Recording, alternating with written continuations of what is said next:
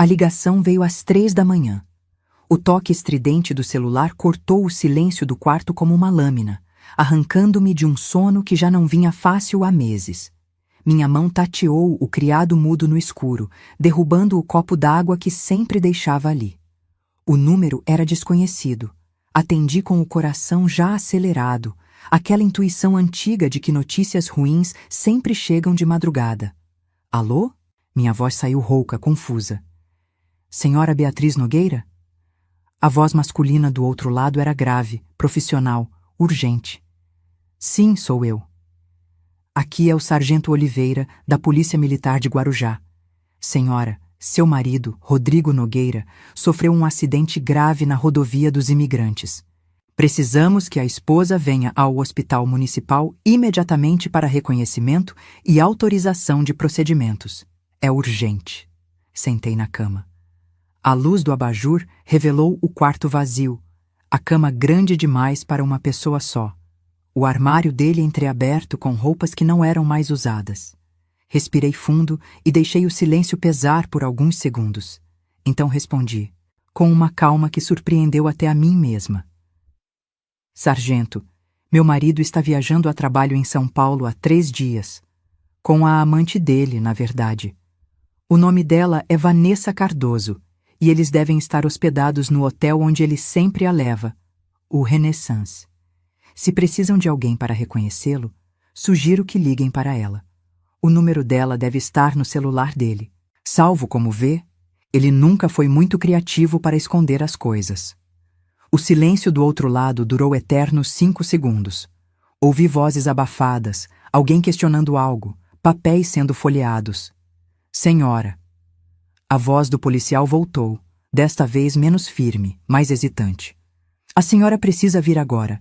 É protocolo. Ele está em estado grave e... há complicações. Por favor. Eu sorri. Um sorriso pequeno, amargo, que ninguém ali poderia ver, mas que eu senti nos lábios rachados de tanto chorar sozinha nos últimos meses. Pode me passar o endereço exato. Vou me arrumar e estarei aí em 1 hora. Desliguei o telefone e permaneci sentada na penumbra. Meus olhos se fixaram na janela, onde a lua cheia iluminava fracamente o jardim que eu mesma havia plantado 13 anos atrás, quando nos mudamos para aquela casa. 13 anos. Um número que algumas pessoas consideram azar. Eu deveria ter prestado atenção aos sinais. Meu coração batia devagar agora. Um ritmo controlado que contrastava com o caos que aquela ligação deveria ter causado. Mas eu não estava em caos. Estava curiosa. Porque veja bem, Rodrigo tinha me dito, olhando nos meus olhos, 3 dias atrás, que ia para São Paulo fechar um contrato milionário. Negócios, Bia. Você não entende dessas coisas. Cuida da casa, cuida da sua vida pequena aqui, e deixa que eu cuido do dinheiro de verdade. Foram essas as palavras dele. Sua vida pequena. Levantei da cama e acendi todas as luzes do quarto. O reflexo no espelho me mostrou uma mulher de 42 anos, cabelos castanhos desalinhados, olheiras fundas, camisola de algodão desbotada, uma mulher invisível, uma mulher que ele havia transformado em fantasma dentro da própria casa. Mas fantasmas, descobri, podem ser perigosos. Vesti uma calça jeans, uma blusa preta simples, prendi o cabelo num coque. Não coloquei maquiagem. Não havia ninguém para impressionar. Peguei minha bolsa, aquela de couro marrom que eu havia comprado com meu próprio dinheiro, do meu trabalho como professora de inglês, antes de Rodrigo me convencer a largar tudo para focar na família. E dentro dela, bem no fundo do compartimento secreto, meus dedos tocaram um envelope grosso. Ainda estava lá. 347 páginas de provas, extratos bancários, e-mails impressos, fotos, gravações transcritas, relatórios de detetive particular. Tudo organizado, datado, carimbado. 3 anos de investigação silenciosa. 3 anos juntando cada migalha de evidência enquanto ele achava que eu era burra demais para perceber. Peguei as chaves do carro, meu velho Corolla 2015, que ele sempre desprezava, chamando de carroça, e saí na madrugada fria de Santos. As ruas estavam vazias, úmidas da garoa típica do litoral paulista. O cheiro de maresia entrava pelas frestas do carro, misturado com o odor de óleo velho do motor que precisava de revisão há meses, revisão que ele sempre negava dinheiro para fazer. Durante todo o trajeto de 40 minutos até Guarujá, revisei mentalmente os últimos 13 anos. Como uma pessoa podia ser tão cega? Ou será que eu tinha escolhido não ver? Não, isso era injusto comigo mesma. Eu tinha visto. Cada sinal, cada mentira, cada cheiro de perfume diferente nas camisas dele. Eu só tinha escolhido um caminho diferente do que as pessoas esperariam. Não implorei, não briguei, não fiz escândalos. Eu documentei tudo. O Hospital Municipal de Guarujá era um prédio antigo, de paredes amareladas, com aquele cheiro característico de desinfetante barato misturado com sofrimento. Eram 4h15 da manhã quando cheguei. O estacionamento estava quase vazio. Apenas algumas ambulâncias e carros de médicos plantonistas. Estacionei embaixo de um poste de luz que piscava intermitentemente, projetando sombras dançantes no asfalto rachado. Dentro, o corredor do pronto-socorro estava num silêncio pesado, quebrado apenas pelo bip ritmado de monitores cardíacos vindos das salas de emergência. O chão de cerâmica estava tão encerado que refletia as luzes fluorescentes do teto, criando uma espécie de espelho distorcido embaixo dos meus pés. Uma enfermeira de plantão, com olheiras ainda mais profundas que as minhas, me olhou com aquela mistura de compaixão e cansaço que só quem trabalha em emergência conhece. Vim por causa do acidente na Imigrantes, falei, minha voz ecoando no corredor vazio. Rodrigo Nogueira. Ela checou uma prancheta, franziu a testa, pegou o telefone e murmurou algo. 2 minutos depois, o sargento Oliveira apareceu. Era um homem de uns 50 anos, bigode grisalho, uniforme amarrotado de quem estava no fim de um turno longo. Seus olhos me avaliaram rapidamente. A roupa simples, a ausência de joias. Eu havia parado de usar minha aliança 6 meses atrás, mas ele nunca notou. A expressão cansada. Senhora Nogueira, ele cumprimentou, apertando minha mão com firmeza profissional. Agradecemos por ter vindo. Vamos para um lugar mais reservado. Ele me guiou até uma pequena sala, que parecia ser usada para dar notícias ruins às famílias. Tinha 4 cadeiras de plástico verde hospital, uma mesa de fórmica arranhada, um crucifixo torto na parede e uma janela que dava para o estacionamento. Sentamos. Ele colocou uma pasta na mesa entre nós. O acidente aconteceu por volta de 00:30. Começou, abrindo a pasta e me mostrando fotos que preferi não olhar muito de perto. Veículo em alta velocidade, perdeu controle na curva do quilômetro 53, capotou 3 vezes. Havia 2 pessoas no carro. Seu marido estava dirigindo. A passageira. Ele hesitou, consultando as anotações. Identificada como Vanessa Cardoso, 28 anos, faleceu no local. Eu não senti nada. Isso me assustou por um momento. A notícia da morte de alguém, mesmo de alguém que eu odiava silenciosamente, deveria provocar alguma reação.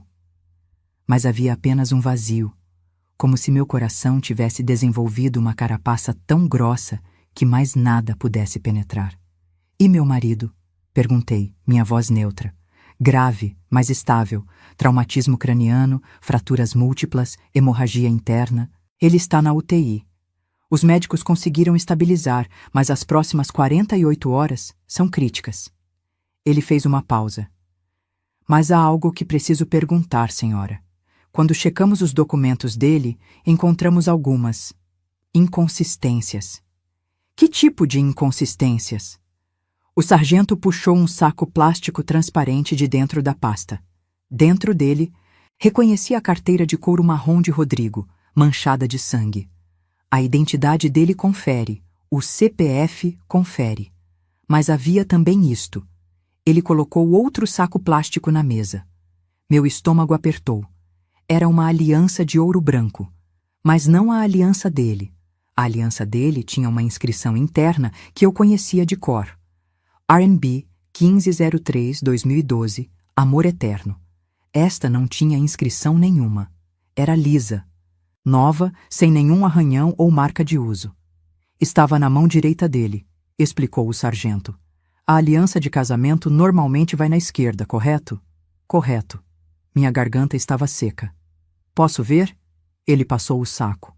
Segurei contra a luz. Era ouro branco genuíno, caro. Peguei meu celular e liguei a lanterna, examinando por dentro. Havia algo gravado. Letras minúsculas que eu precisei apertar os olhos para ler. RV 2001-2025. 20 de janeiro de 2025. 2 meses atrás.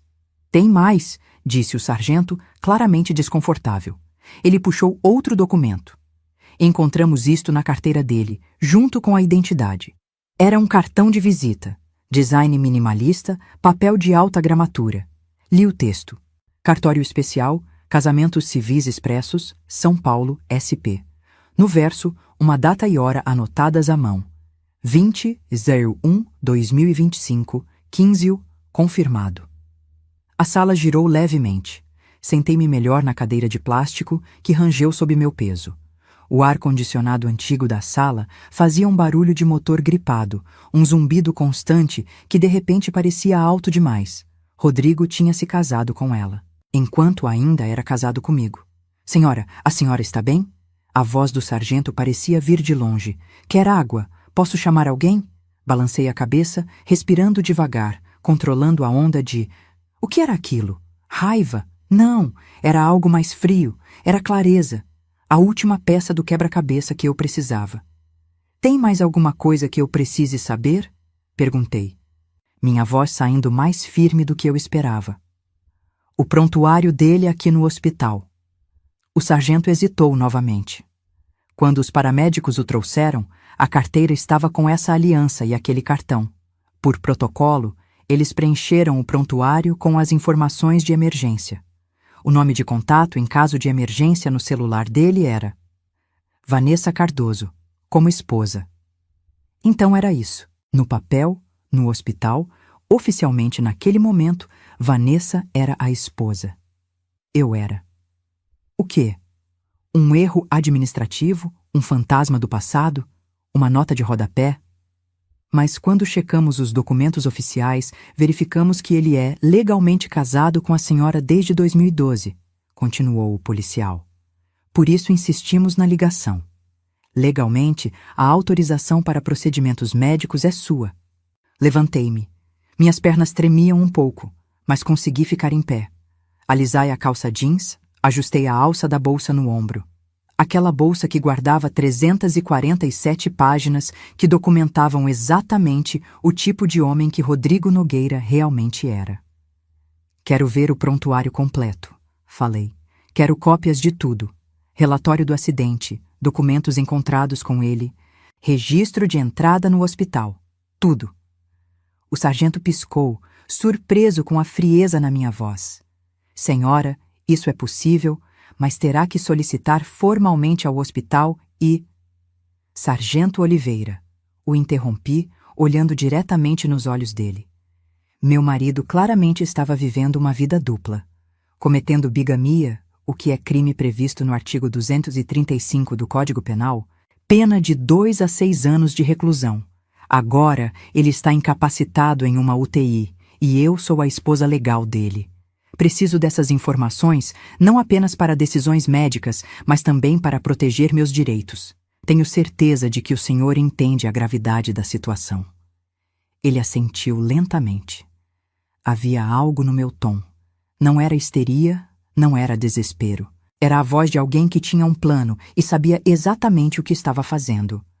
Vou falar com a administração do hospital, disse ele, levantando-se.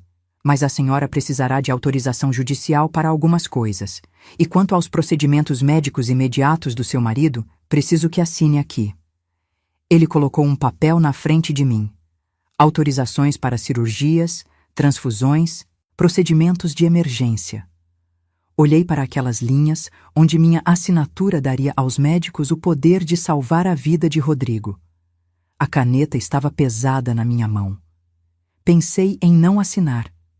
Pensei em deixar que o destino decidisse. Pensei em todas as vezes que ele me humilhou, me diminuiu, me traiu. Pensei na Vanessa, morta no asfalto da Imigrantes, que provavelmente não sabia que estava sendo usada tanto quanto eu.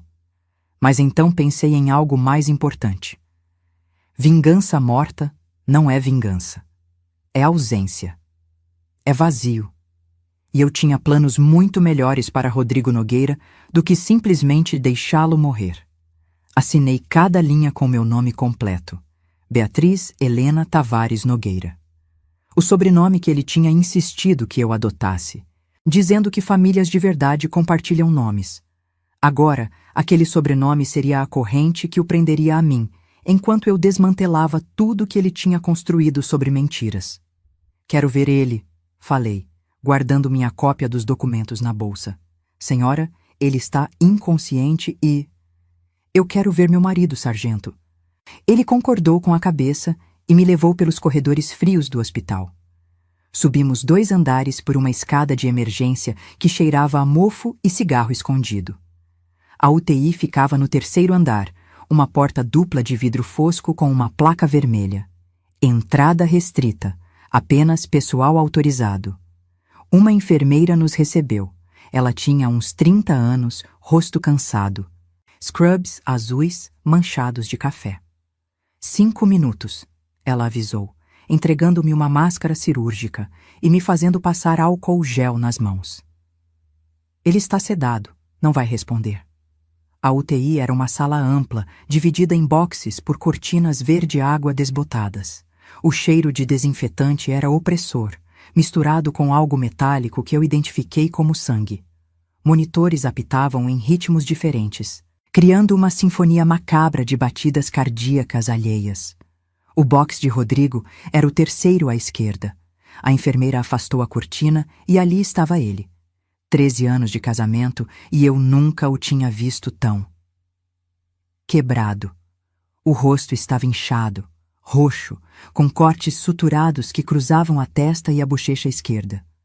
Um tubo grosso saía da boca dele, conectado a um respirador que subia e descia mecanicamente. Carpes em ambos os braços, um dreno no peito, monitores grudados no tórax exposto. A mão direita estava enfaixada, provavelmente onde a aliança falsa tinha sido removida. Aproximei-me da cama. O piso da UTI era de borracha antiderrapante. Meus passos eram completamente silenciosos. Fiquei ali, olhando para aquele homem que tinha sido meu marido, meu companheiro, o pai que eu imaginei que um dia teríamos filhos juntos. Planos que ele sempre adiou, dizendo que não era a hora certa. E agora eu entendia por quê. Não senti pena. Não senti amor. Não senti sequer alívio pela morte que ele tinha escapado por pouco. Senti poder. Inclinei-me perto da orelha dele, mesmo sabendo que ele não podia me ouvir. Você achava que eu era burra, né, Rodrigo? Sussurrei, minha voz mais baixa que o bip dos monitores. Achava que eu nunca ia descobrir, que eu ia continuar sendo a esposinha obediente, a dona de casa invisível, enquanto você construía sua vidinha dupla com uma menina da idade que eu tinha quando nos conhecemos. O peito dele continuou subindo e descendo ao ritmo do respirador. Inconsciente, sedado, vulnerável. Mas eu sempre soube, não de tudo, não dos detalhes, mas eu sempre soube que você estava escondendo algo. E sabe o que eu fiz? Enquanto você estava ocupado sendo esperto, sendo o grande Rodrigo Nogueira, o empresário de sucesso, eu estava sendo mais esperta. Toquei de leve o braço enfaixado dele. Eu juntei tudo.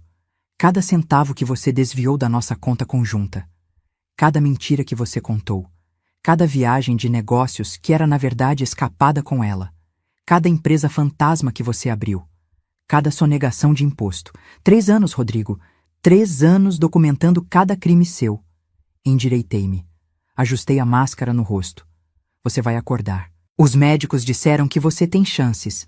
E quando acordar, vai descobrir que o acidente foi o menor dos seus problemas. Dei um passo para trás, olhando uma última vez para aquela figura patética na cama de hospital. Porque enquanto você estava brincando de bigamia, eu estava me preparando para destruir você. Virei as costas e saí da UTI sem olhar para trás. O sargento me esperava no corredor. A senhora conseguiu o que precisava? Consegui. Retirei a máscara, joguei no lixo hospitalar adequado. Agora preciso ir para casa. Vou precisar daqueles documentos que mencionei, sargento. Quanto antes possível. A senhora não vai ficar? Para atualizações sobre o estado dele? Olhei pela janela no fim do corredor.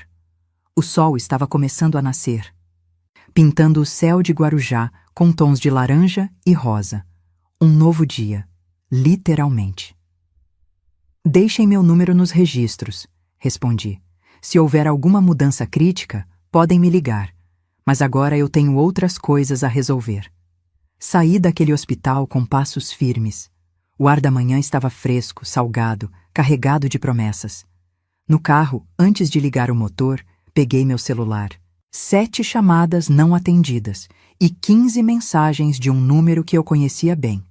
Doutora Mariana Furtado, a advogada que eu tinha contratado 6 meses atrás, quando finalmente decidi que era hora de agir. Disquei de volta. Ela atendeu no segundo toque, apesar de serem apenas 6 da manhã de uma sexta-feira. Beatriz? A voz dela era alerta, preocupada. Vi no noticiário, acidente na Imigrantes. É ele? É ele, confirmei. Mari, tem novidade. Ele se casou com ela. Bigamia comprovada. E tem mais. Acharam documentos, aliança, tudo. Vou te mandar fotos de tudo que consegui no hospital. Silêncio do outro lado. Então, um som que eu não esperava. Mariana riu. Uma risada curta, incrédula. Beatriz, você está me dizendo que além de todos os crimes financeiros que já temos documentados, agora temos também bigamia comprovada? E mais, acrescentei, ligando o motor do Corolla. A amante morreu no acidente. Ele é o único culpado. Estava dirigindo em alta velocidade. Possível DUI. Ainda estão fazendo exames. E estava indo para onde, Mariana? Para o hotel onde reservou a suíte presidencial, usando o dinheiro da conta da empresa que ele colocou no meu nome sem eu saber, tornando-me corresponsável fiscal de tudo. Meu Deus, Mariana murmurou. Isso é mais do que suficiente. Bia, a gente pode processar ele criminalmente e civilmente. A gente pode destruir ele. Terminei a frase. Completamente. Venha ao escritório segunda de manhã, 1ª hora. Vamos revisar tudo o que temos e montar a estratégia. Beatriz? Ela pausou. Sei que esse é um momento difícil. Mas você está bem? Estava bem? Olhei no retrovisor. A mulher que me olhava de volta tinha olhos cansados, mas havia algo diferente neles agora. Uma faísca. Uma determinação. A invisibilidade estava desaparecendo. Estou melhor do que estive nos últimos 13 anos, respondi. Nos vemos segunda. Desliguei e dirigi de volta para Santos, enquanto a cidade acordava ao meu redor. Mas minha mente já não estava no presente. Estava no passado, relembrando como tudo tinha começado, tentando encontrar o momento exato em que a história de amor que eu acreditava estar vivendo tinha se transformado na farsa cruel que realmente era. Se você quer descobrir como essa vingança se desenrolou, se inscreva agora no canal e ativa o sininho, porque o que aconteceu a seguir ninguém poderia imaginar. Deixa seu like se você já passou ou conhece alguém que passou por algo parecido. E comenta aqui embaixo de onde você está assistindo, porque essa história está só começando e a vingança. A vingança foi servida gelada. Rodrigo e eu nos conhecemos em março de 2009. Eu tinha 25 anos, professora recém-formada em letras pela Unifesp, trabalhando em uma escola particular de Santos e fazendo traduções freelance para complementar a renda. Era noite de sexta-feira e eu estava no Café Torino, aquela cafeteria antiga na rua João Pessoa que virou ponto de encontro de jovens profissionais da cidade.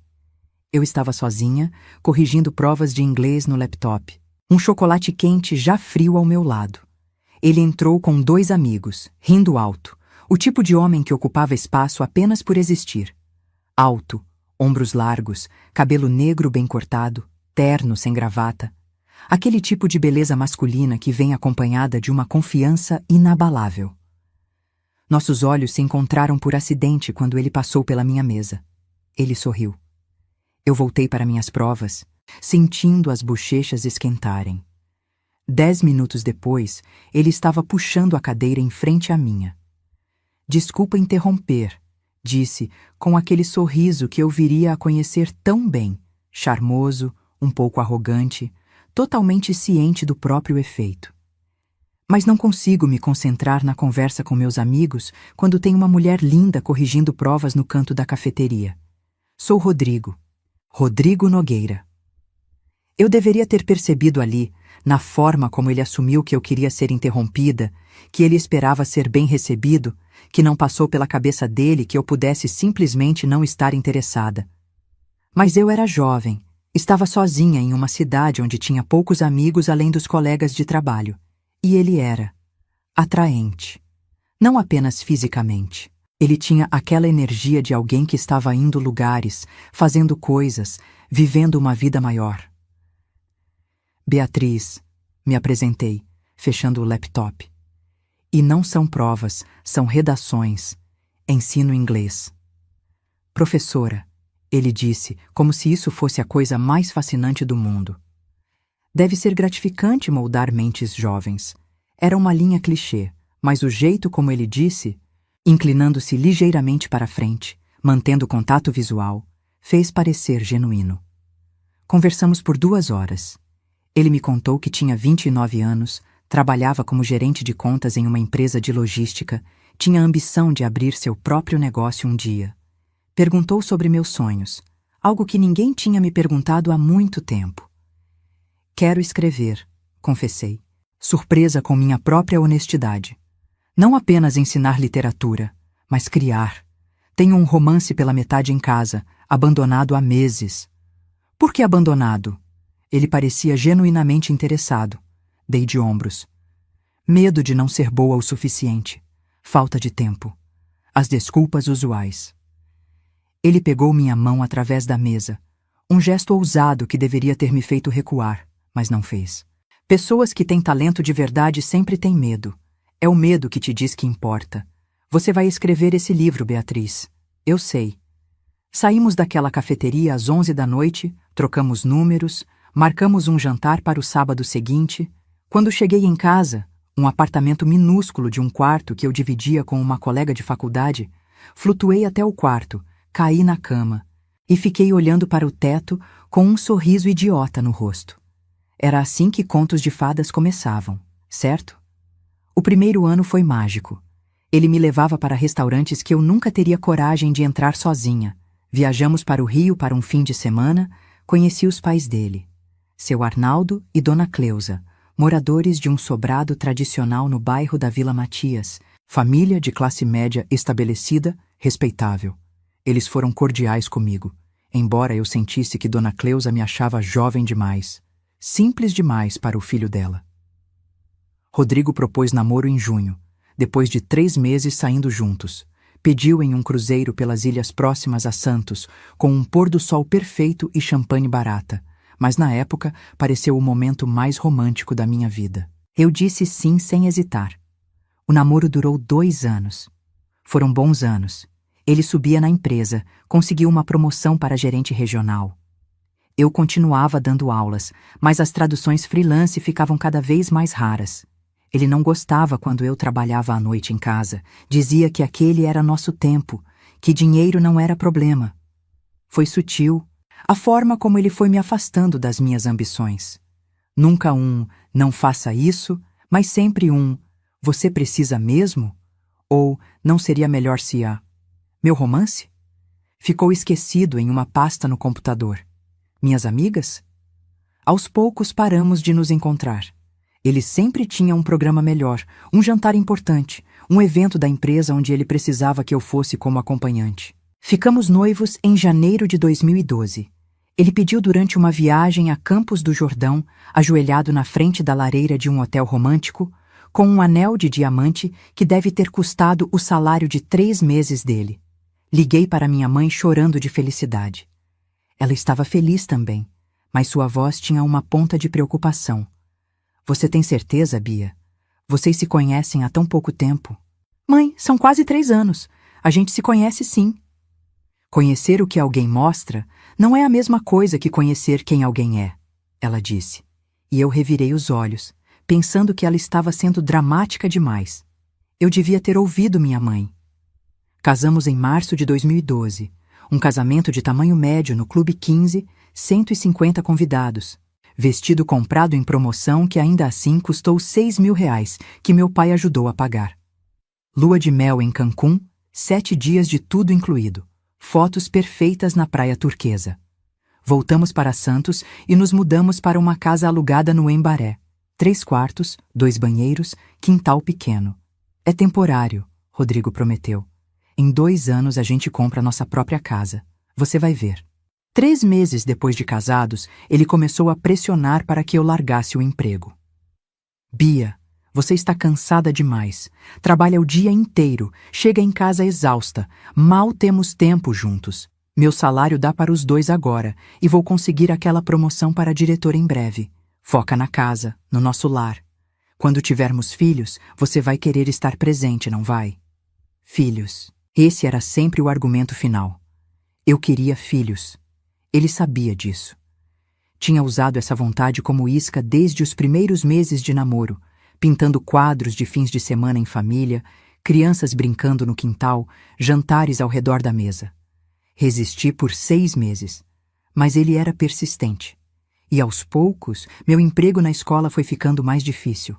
Conflitos com a nova diretora, horários ruins, salário que não acompanhava a inflação. Quando Rodrigo conseguiu a promoção para diretor regional em agosto de 2012, com um salário de R$ 12.000 mensais, parecia lógico.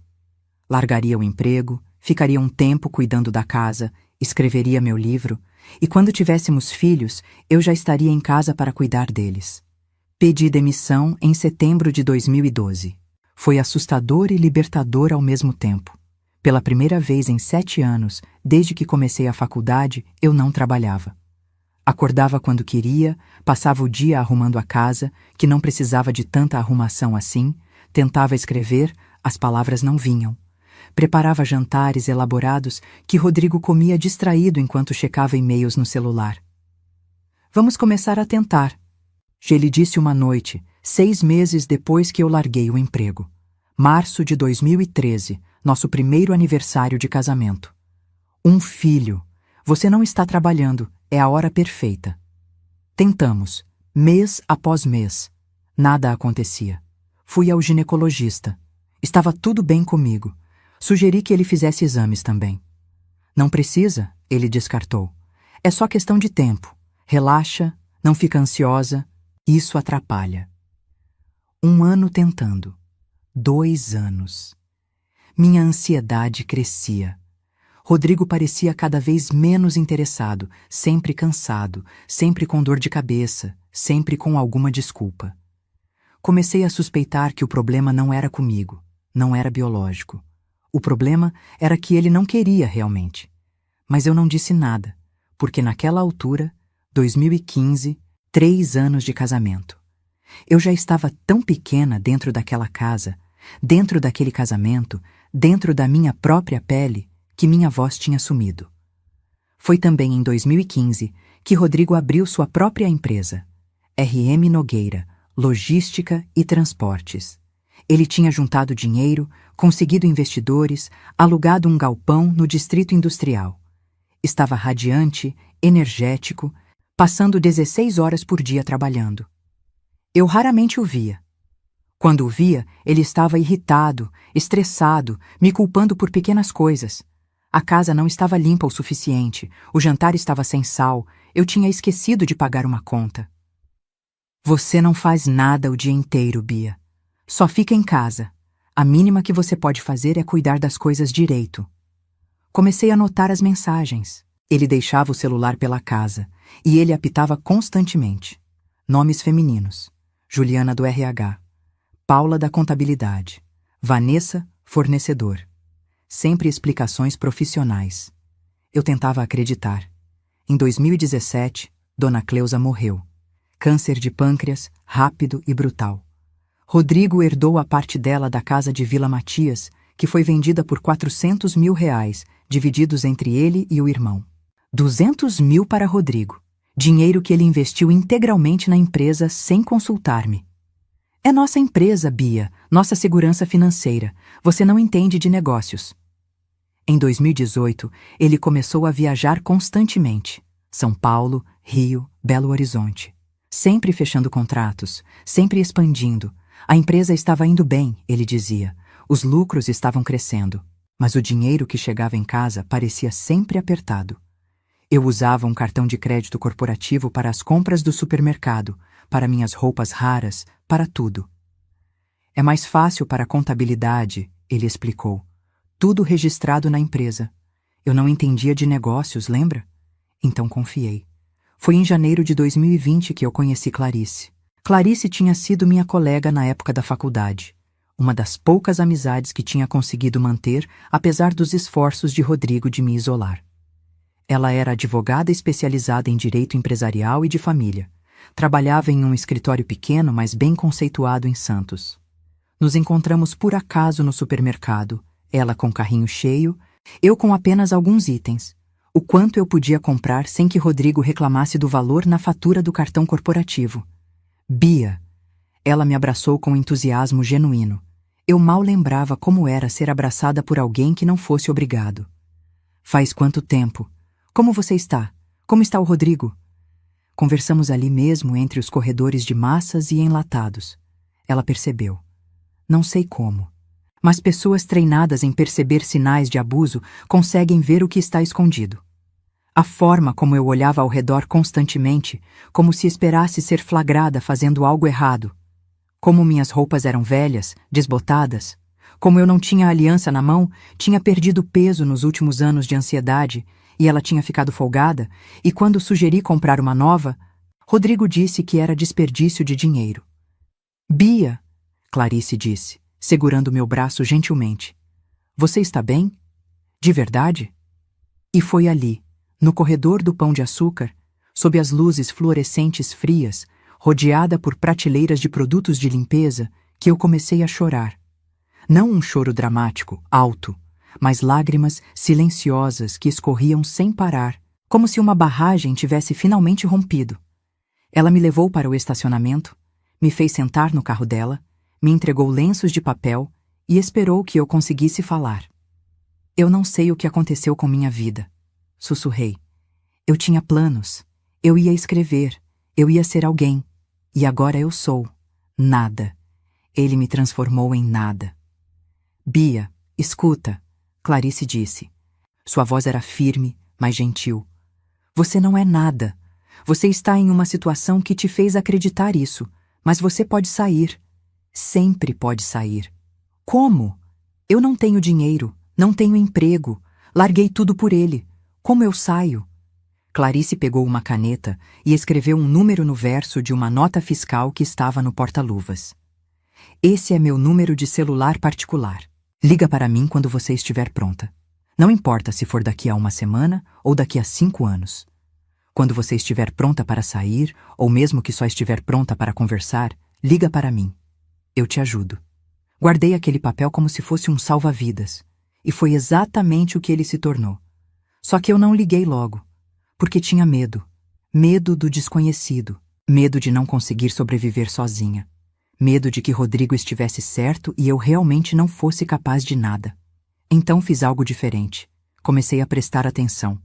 Foi em abril de 2020, durante a pandemia, quando Rodrigo estava trabalhando de casa. A empresa dele foi considerada essencial.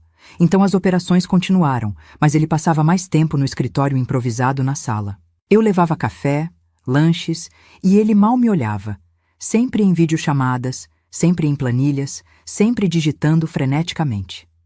Uma noite, ele tomou banho e deixou o celular carregando na mesinha ao lado do sofá. Foi ao banheiro. O celular apitou. Era uma mensagem. Eu vi o nome na notificação. V. Meu coração disparou. Olhei para o corredor. Ele ainda estava no banheiro. Peguei o celular. Ele usava impressão digital, mas eu tinha visto ele digitar a senha backup centenas de vezes. 6 números. Tentei a data de aniversário dele. 15/03/85. Errado. Data de quando abrimos a empresa. 10/04/15. Errado. Nosso aniversário de casamento. 150312. O celular desbloqueou. Abri o WhatsApp. As mensagens com V subiam pela tela. Fotos. Mensagens de saudade. Combinações de encontros. E ali no meio, uma foto que ele tinha tirado deles dois, um selfie. Ele e uma mulher jovem, loira, linda, sorrindo amplamente em um restaurante que eu reconheci como sendo em São Paulo. A legenda da foto, enviada por ele. Melhor parte das viagens a trabalho, você. Li até onde consegui em 30 segundos antes de ouvir a descarga do banheiro. Limpei minhas digitais no celular com a barra da camisa, coloquei exatamente na posição que estava, e quando ele voltou para a sala, eu estava no sofá assistindo Netflix, como se nada tivesse acontecido. Mas tudo tinha acontecido. Esperei ele dormir. Eram 2 da manhã. Ele roncava levemente, inteiramente inconsciente do pequeno terremoto que tinha acontecido na mente da mulher deitada ao lado dele. Peguei meu celular, fui para o banheiro, tranquei a porta, liguei o chuveiro para abafar qualquer som e disquei o número que Clarice tinha me dado e que eu tinha guardado na minha agenda sob o nome Consultório Médico. Ela atendeu no 5º toque, voz grogue de sono. Alô? Clarice. É a Beatriz, sussurrei, mesmo com o barulho do chuveiro. Desculpa ligar de madrugada, mas estou pronta. Houve uma pausa. Então, a voz dela ficou completamente alerta. Estou aqui. Me conta o que aconteceu. Contei sobre a mensagem, sobre a foto, sobre os anos de isolamento, de sentir que estava enlouquecendo, de não ser boa o suficiente. Chorei ali, sentada no chão frio do banheiro, enquanto a água do chuveiro caía no vazio e Clarice ouvia do outro lado da linha. Quando terminei, ela disse: Bia, escuta com atenção o que vou te dizer. Você vai continuar exatamente como está. Não vai confrontar ele, não vai falar nada. Você vai sorrir, vai cozinhar, vai limpar, vai ser a esposa perfeita. E enquanto isso, você vai documentar tudo. Documentar tudo. Fotos das mensagens dele, registros de quando ele sai, quando volta, comprovantes de gastos que você conseguir, senhas de e-mail se conseguir descobrir, tudo que provar infidelidade, má gestão financeira, qualquer coisa. E, principalmente, vamos investigar a situação financeira de vocês. Porque, Bia, se ele está com você há 8 anos e você não sabe onde está o dinheiro, alguma coisa muito errada está acontecendo. Eu não sei fazer isso, sussurrei. Eu não sou. Eu não sou boa com essas coisas. Você é mais forte do que pensa. E não vai estar sozinha. Eu vou te ajudar. A gente vai fazer isso direito, Bia. Porque quando você sair desse casamento, e você vai sair com tudo que te pertence. Combinado? Combinado. Essa foi a noite que mudou tudo. Foi a noite que eu deixei de ser vítima e comecei a me tornar estrategista. Os 3 anos seguintes foram os mais difíceis da minha vida, porque é uma coisa ser ignorante quanto à traição do seu marido, viver na ignorância desconfortável, mas segura. É completamente diferente saber da verdade e ter que fingir que não sabe. Saber e ter que sorrir. Saber e ter que deitar na mesma cama. Saber e ter que agir como se tudo estivesse bem. Mas foi o que fiz. Clarice me ensinou a ser metódica. Comprei um celular pré-pago simples, com internet, apenas para documentação. Rodrigo nunca soube que existia. Guardava na caixa de absorventes embaixo da pia do banheiro. O único lugar que eu sabia que ele nunca olharia. Sempre que ele saía para o banho, ou para a empresa, ou para qualquer lugar, eu fotografava mensagens do celular dele. Aprendi a senha do laptop dele observando os dedos enquanto ele digitava. Ele sempre usava a mesma, Rodrigo In. E fotografei e-mails, contratos, conversas no Telegram que ele achava que eram mais secretas. Descobri que Vanessa Cardoso tinha 23 anos quando eles começaram a se envolver, em 2018. 5 anos de caso, 5 anos de mentiras. Ela trabalhava como assistente administrativa em uma empresa que prestava serviços para a RM Nogueira. Foi assim que se conheceram. Descobri que ele alugou um apartamento para ela em São Paulo, no Itaim Bibi, R$ 3.500 por mês. Pagava com cheques da conta empresarial, registrados como aluguel de escritório satélite. Descobri que a empresa tinha irregularidades fiscais gigantescas. Notas frias, sonegação de impostos, contratos superfaturados com empresas fantasma. Rodrigo estava roubando, dos clientes, do governo e eventualmente de mim. Porque em 2022 ele fez algo particularmente inteligente e particularmente cruel. Ele transferiu 20% das cotas da empresa para o meu nome. É para proteção? Ele explicou, fazendo-me assinar papéis que eu mal li. Se algo acontecer comigo, você fica protegida. É segurança, amor. Na época, eu fingi acreditar. Mas eu já estava há 2 anos documentando tudo e já tinha aprendido o suficiente sobre direito empresarial com Clarice para entender o que aquilo realmente significava. Se a empresa fosse investigada, eu seria corresponsável. Se houvesse dívidas, eu seria responsável. Ele não estava me protegendo. Estava me usando como escudo. Fotografei todos os documentos de transferência de cotas. Registrei a data, hora, as circunstâncias. Clarice orientou. Isso vai ser importante. Ele te colocou numa posição de risco sem seu conhecimento real. Isso é coerção. É fraude. Também comecei a guardar dinheiro. Era difícil, porque eu não tinha acesso à renda própria. Mas descobri que Rodrigo nunca checava os extratos do cartão corporativo em detalhes. Ele via o total no fim do mês, e se não fosse absurdamente alto, autorizava sem questionar. Então comecei a fazer compras no mercado e pedir dinheiro de volta. R$ 100 aqui, 50 ali. Comprava cartões pré-pagos e guardava os códigos. Vendia coisas da casa. Peças de decoração que ele nunca notava falta, roupas antigas dele, em grupos de Facebook. Em 3 anos, juntei R$ 23 mil em dinheiro vivo, escondido em envelopes dentro de livros antigos que ele nunca abriria porque ele nunca leu um livro na vida. Não era muito, mas era meu. Era liberdade em papel moeda. E também procurei emprego, em segredo, é claro. Comecei a dar aulas particulares de inglês online, usando o nome de solteira, Beatriz Tavares. 2 ou 3 aulas por semana, sempre quando ele estava fora. Não gerava muito dinheiro, R$ 1.500 por mês, mas me devolvia algo precioso. Autoestima. Eu era boa nisso. As famílias gostavam de mim. Os alunos aprendiam. Eu não era inútil. Eu não era nada. Em dezembro de 2022, Clarice me apresentou para a doutora Mariana Furtado.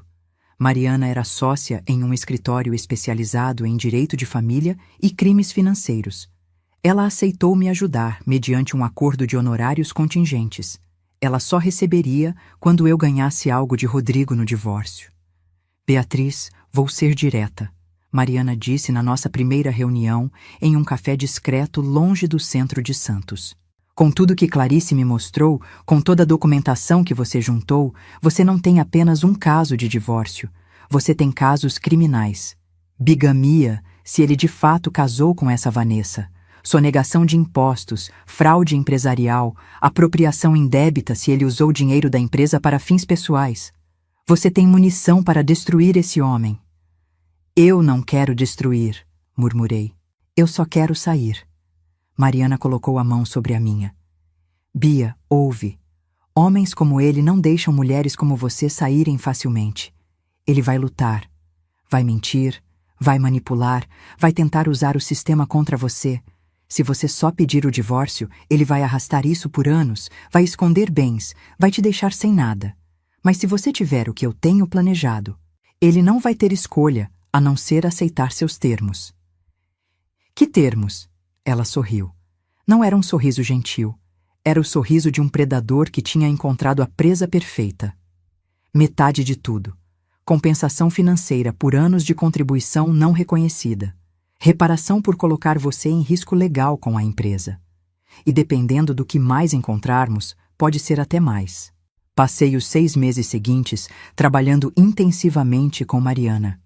Ela contratou um detetive particular, um ex-policial chamado Jorge, homem sério na casa dos 60, que tinha especialidade em casos de infidelidade e fraude corporativa. Jorge seguiu Rodrigo e Vanessa por 3 meses. Fotografou encontros, hotéis, viagens, documentou que eles se passavam por casados em certos contextos. E então, em janeiro de 2025, Jorge trouxe a bomba. Doutora Mariana, senhora Beatriz, ele disse, colocando uma pasta na mesa do escritório. Vocês vão querer sentar para isso. Ele abriu a pasta. Dentro havia cópias de documentos de cartório. Certidão de casamento civil. Data, 20 de janeiro de 2025. Nomes, Rodrigo Silva Nogueira e Vanessa Cardoso. Local, Cartório Especial de São Paulo. Mariana ficou boquiaberta. Ele realmente casou com ela? Enquanto casado com você? Eu olhei para os documentos. A assinatura de Rodrigo era inconfundível. A foto dele na identidade anexa. Mais velho. Algumas rugas que não existiam quando nos casamos, mas ainda ele. E ao lado, Vanessa. Linda, jovem, sorrindo. Ela não fazia ideia de que estava participando de um crime. Como ele conseguiu fazer isso? Perguntei, minha voz surpreendentemente calma. Certidões de casamento exigem documentação. Eles não checam se a pessoa já é casada? Jorge deu de ombros.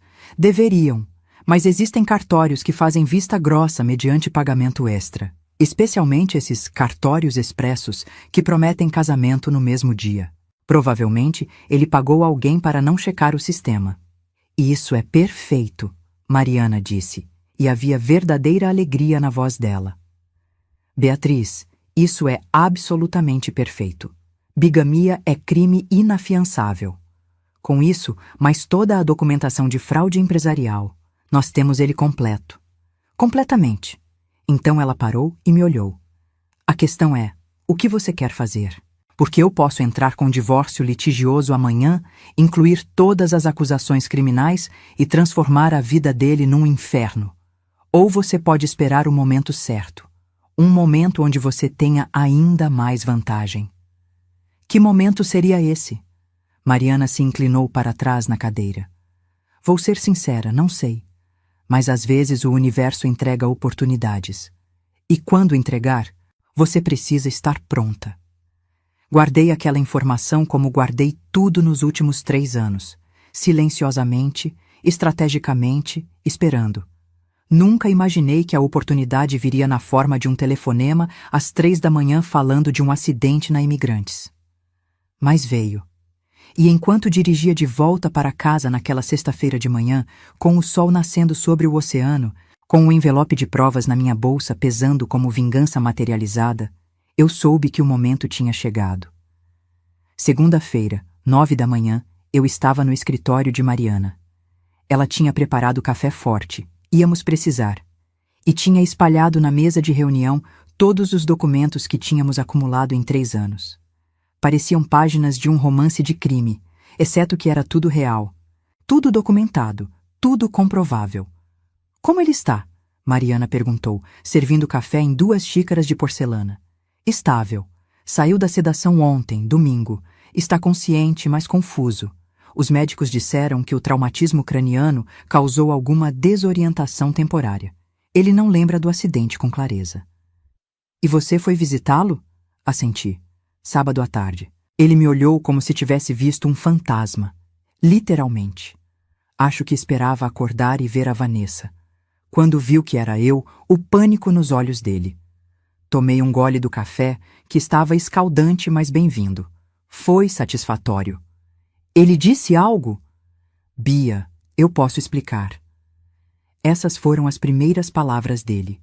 Nem onde estou, nem o que aconteceu, nem onde está a Vanessa. Direto para eu posso explicar, como se explicação pudesse consertar bigamia, fraude e 13 anos de mentiras. Mariana sorriu. E você? O que disse? Disse que ele deveria descansar, que conversaríamos quando ele estivesse melhor. Fui gentil, Mariana. Extremamente gentil. Deixei ele pensando que talvez, só talvez, eu fosse perdoar. Que eu fosse ser a esposa compreensiva de sempre. Perfeito. Ela abriu um laptop. Porque agora vem a parte interessante. Jorge fez mais investigações sobre as finanças da empresa. Bia, se senta melhor. Sentei. Meu coração acelerou. A RM Nogueira Logística e Transportes tem, em papel, um faturamento anual de aproximadamente 2,5 milhões de reais. Bom, mas não extraordinário para uma empresa de logística de médio porte. Ela girou o laptop para mim. Mas o que Jorge descobriu é que existem mais 3 empresas registradas em nome de Laranjas, pessoas que Rodrigo pagou para emprestar o nome, que fazem repasses de valores para contas offshore. Olhei para os números na tela. Movimentações de 500 mil, 800 mil, 1 milhão de reais. Ao todo, nesses últimos 5 anos, Rodrigo desviou aproximadamente 8 milhões de reais. Isso é o que conseguimos rastrear. Pode haver mais. 8 milhões. A sala girou levemente. 8 milhões? Minha voz saiu estranha. Como eu não sabia? Como eu vivia numa casa que mal tinha dinheiro para reformar o telhado quando goteira, enquanto ele tinha 8 milhões? Por que ele manteve você propositalmente na escuridão? Mariana disse, sua voz dura. Você não tinha acesso às contas reais. Ele te dava migalhas através do cartão corporativo. Você era, para todos os efeitos, uma prisioneira financeira. Prisioneira.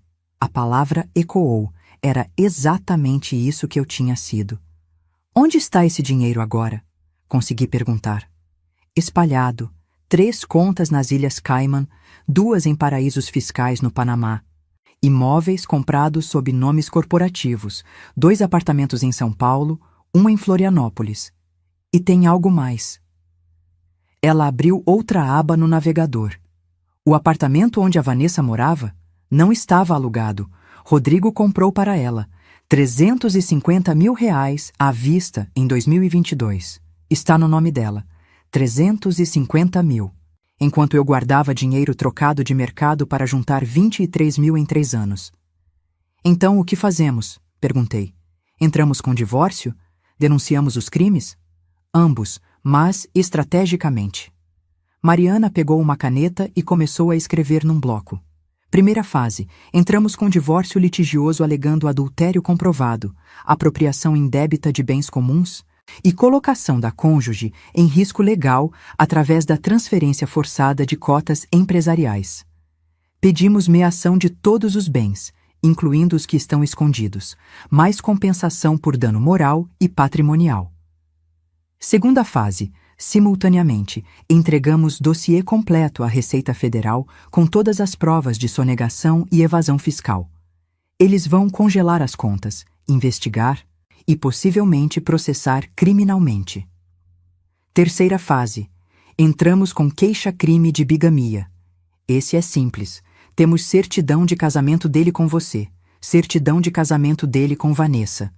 Crime consumado. O Ministério Público vai processar e ele vai responder criminalmente. Ela parou de escrever e me olhou. Beatriz, quando fizermos isso, não tem volta.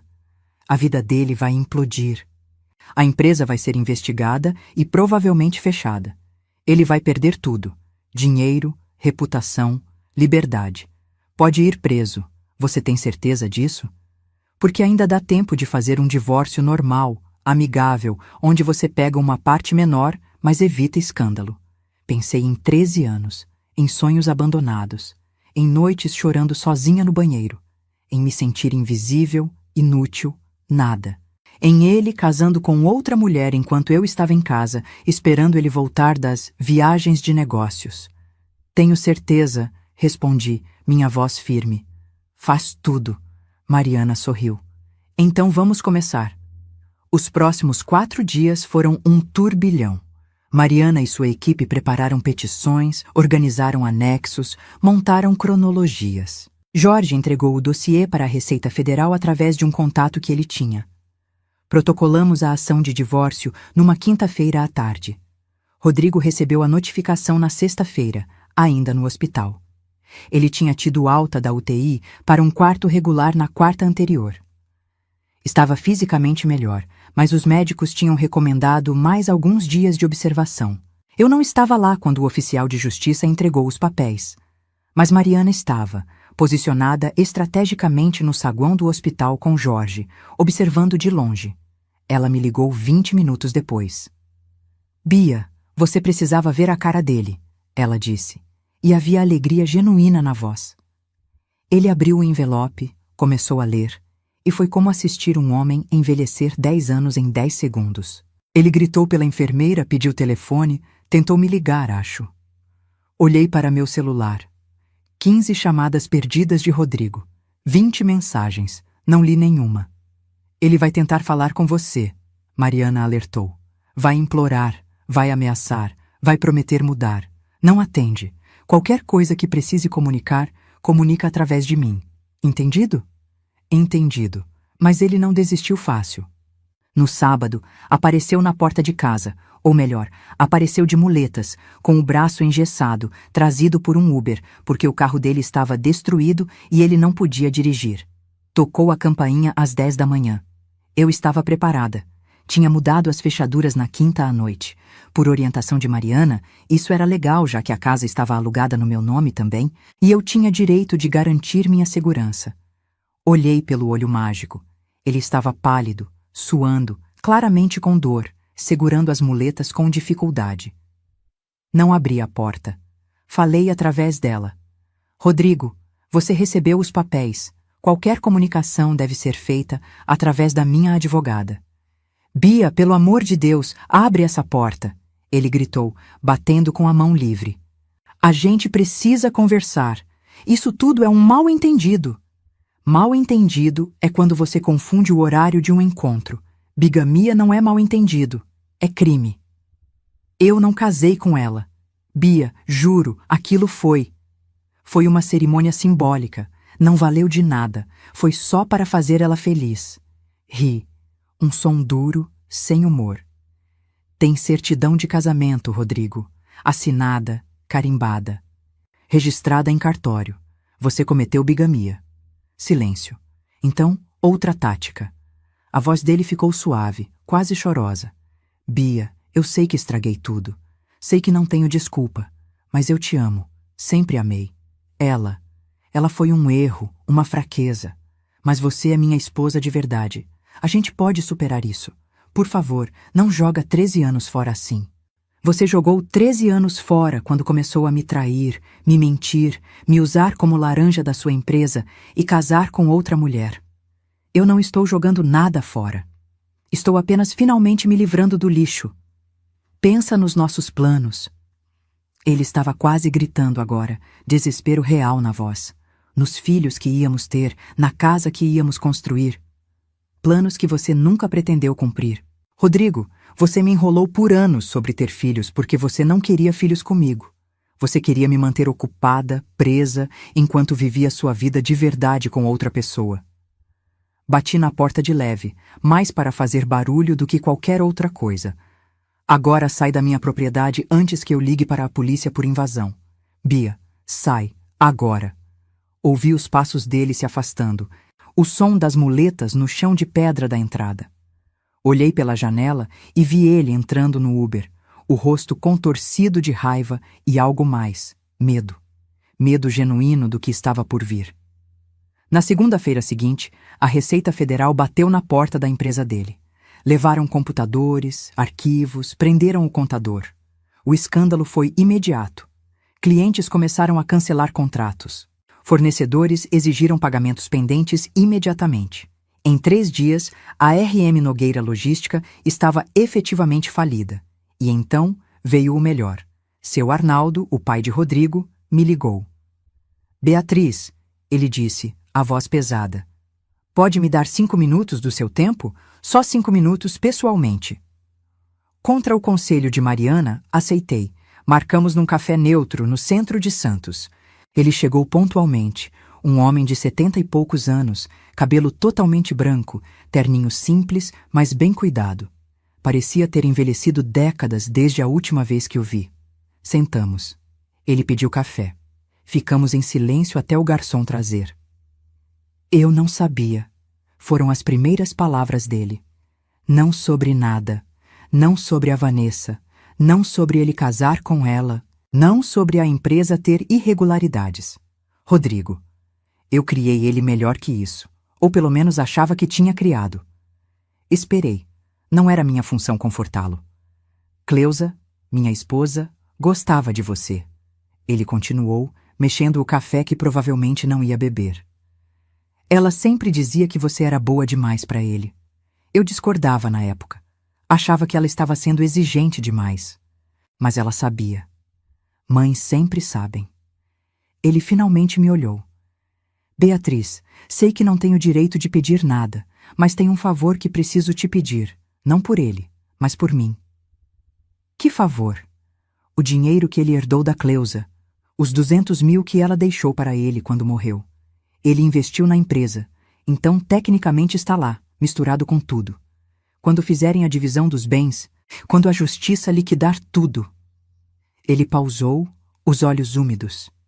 Isso era o dinheiro dela, o trabalho de uma vida dela.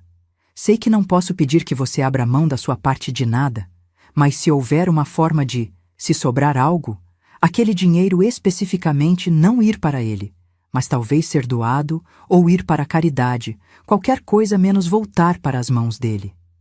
Entendi o que ele estava pedindo. Não era sobre dinheiro. Era sobre não deixar que Rodrigo maculasse a última lembrança da esposa dele. Seu Arnaldo, disse gentilmente, quando tudo estiver resolvido, vou garantir que qualquer quantia relacionada à herança de Dona Cleusa seja doada para o hospital de câncer onde ela foi tratada. Em nome dela. Rodrigo não vai ver um centavo disso. Ele fechou os olhos, lágrimas finalmente escorrendo. Obrigado, obrigado, Beatriz. Ele saiu sem tomar o café. Eu fiquei ali mais 10 minutos, processando aquele encontro. Sentir pena de seu Arnaldo não significava perdoar Rodrigo.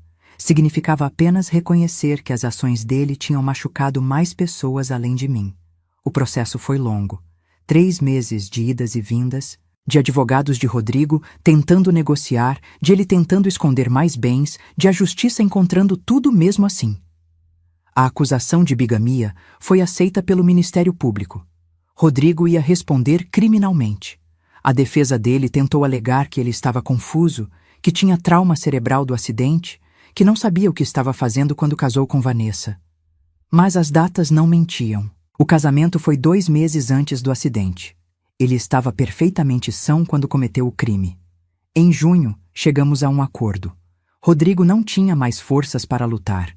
A empresa estava destruída, as contas offshore haviam sido congeladas e repatriadas.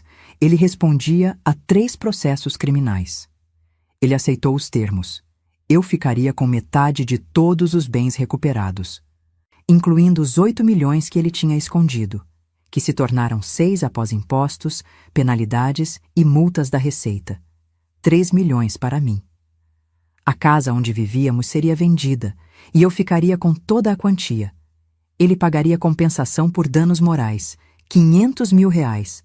O apartamento de Vanessa seria vendido, metade para a família dela. Ela tinha deixado uma mãe viúva, metade para mim. No total, quando tudo foi liquidado, eu recebi aproximadamente 4 milhões e 300 mil reais. De dona de casa sem renda própria que juntava troco de mercado, passei a ser uma mulher financeiramente independente. A sentença criminal veio em setembro. 2 anos de prisão por bigamia, convertidos em pena restritiva de direitos e multa por ser réu primário e devido ao trauma do acidente. Ele não foi preso, mas ficaria em regime aberto, com tornozeleira eletrônica, obrigação de comparecer em juízo mensalmente e proibição de abrir empresas pelos próximos 5 anos. A vida dele, tal como conhecia, tinha acabado. E a minha? Minha vida estava finalmente começando. Outubro de 2025. 7 meses após aquela ligação de madrugada. Eu estava sentada no balcão da minha nova casa, um apartamento de 2 quartos no Gonzaga, com vista para o mar, comprado à vista por 450 mil. Simples, aconchegante, completamente meu. O sol entrava pela janela larga da sala, projetando quadrados dourados no chão de madeira clara.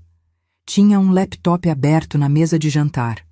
Um MacBook novo, comprado sem culpa, sem ter que pedir permissão a ninguém. Na tela, um documento do Word com 23 mil palavras. Meu romance. O mesmo que eu tinha abandonado 13 anos atrás. Tinha retomado em julho, escrevendo de manhã, quando a criatividade estava fresca e o apartamento estava silencioso. Estava indo devagar, mas estava indo, e era bom. Era tão, tão bom finalmente estar criando algo de novo. Tinha voltado a dar aulas também, mas agora, oficialmente.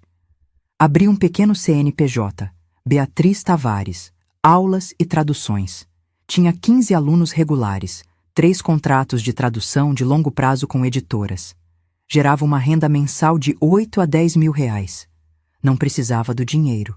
Os investimentos dos 4 milhões me rendiam confortavelmente cerca de 30 mil por mês, mas precisava do propósito, da sensação de estar construindo algo que era meu.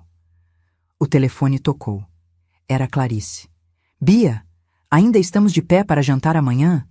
Mari vai trazer o marido. Pensei em levar a Laura também. Você não se importa?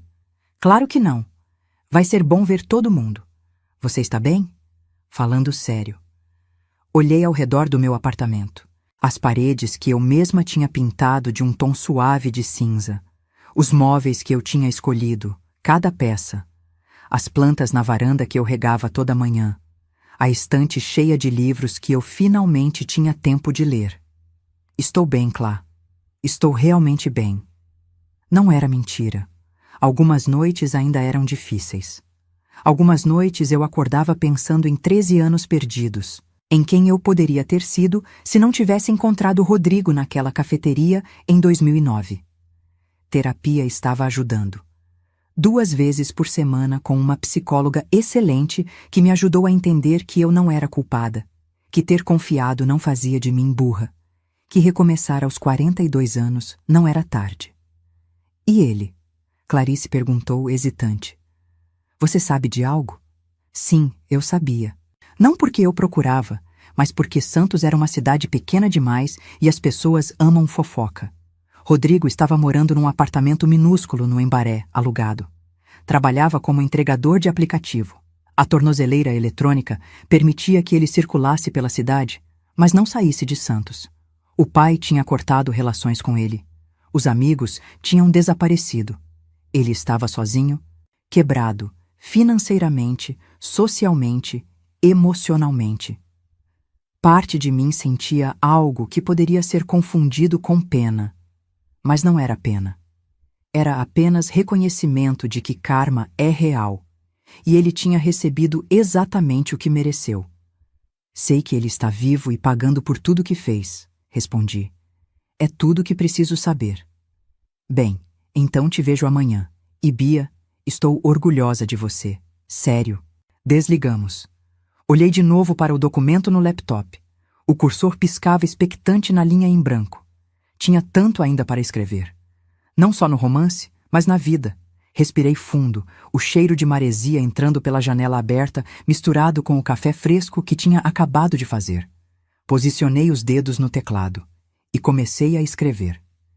Se você está lendo isso, se está passando por algo parecido, se está se sentindo invisível no próprio casamento, no próprio trabalho, na própria vida, escuta, você é mais forte do que imagina. Dignidade não se negocia. Amor próprio vem antes de amor romântico. E nunca, nunca é tarde demais para recomeçar. Eu era uma mulher de 42 anos, sem emprego, sem dinheiro, sem autoestima, que achava que estava presa para sempre em um casamento morto. 2 anos depois, sou autora publicada, financeiramente independente, cercada de amigos verdadeiros, vivendo exatamente do jeito que escolho viver. Se eu conseguir, você também consegue. A aliança que joguei no mar está provavelmente corroída pelo sal agora, transformada em algo irreconhecível, assim como eu. Fui corroída. Sim, pelos anos de abuso emocional, pelas mentiras, pela traição. Mas o que emergiu do outro lado não era destruição, era transformação, era renascimento, era liberdade.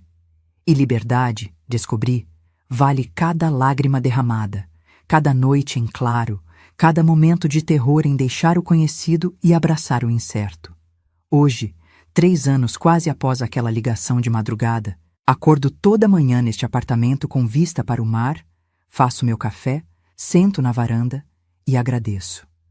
Agradeço pelo acidente. Sei que parece cruel. Uma mulher morreu. Rodrigo quase morreu. Mas aquele acidente forçou tudo a vir à tona. Forçou verdades que poderiam ter ficado escondidas por mais anos, décadas até. Aquele acidente me libertou. Não volto atrás. Não me arrependo. Não desejo que as coisas tivessem sido diferentes. Porque se tivessem sido diferentes, eu não seria quem sou agora. E eu gosto de quem sou agora. Finalmente, depois de 45 anos, eu gosto de quem vejo no espelho. Isso, mais do que qualquer vingança, mais do que qualquer quantia de dinheiro, mais do que qualquer livro publicado, é a verdadeira vitória. Rodrigo perdeu tudo naquela Imigrantes em janeiro de 2025. Sua empresa, seu dinheiro, sua reputação, sua liberdade. Mas eu ganhei algo que ele nunca poderia tirar de mim, porque nem sabia que existia para ser tirado. Eu ganhei a mim mesma de volta. E não há preço para isso. Se essa história tocou seu coração, se você se identificou em algum momento dessa jornada, deixe seu comentário aqui embaixo contando de onde você está assistindo e o que mais tocou você. Compartilhe esse vídeo com aquela amiga, prima, vizinha que precisa ouvir essa mensagem. Que dignidade não se negocia, que amor próprio vem primeiro e que nunca, nunca é tarde para recomeçar. Deixa seu like, se inscreve no canal e ativa o sininho para não perder as próximas histórias. Porque aqui a gente não conta histórias vazias. A gente conta histórias que transformam, que curam, que lembram você de quem você realmente é. Uma mulher forte, capaz e merecedora de todo o amor do mundo.